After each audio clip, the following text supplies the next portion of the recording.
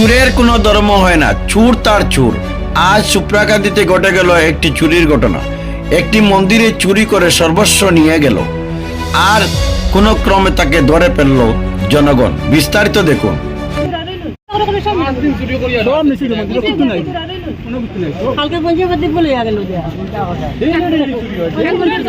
দাদা মন্দিরের কিতা কিতা নিছে?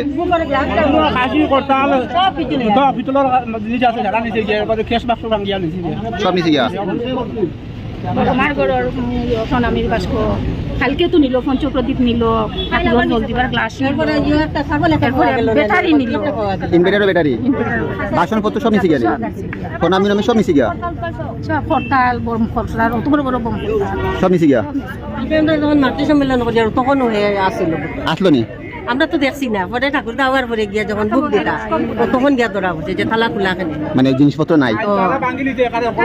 দরজা লাগাইয়া তারা যায়, তারা আর আমরা তো পর্দা লাগাইলাম তারা হলো বাইঙ্গা জিনিসপত্র নিয়ে তারা আবার দরজা লাগাইয়া যায় গিয়া বদ্র আছে। বন্ধু আছে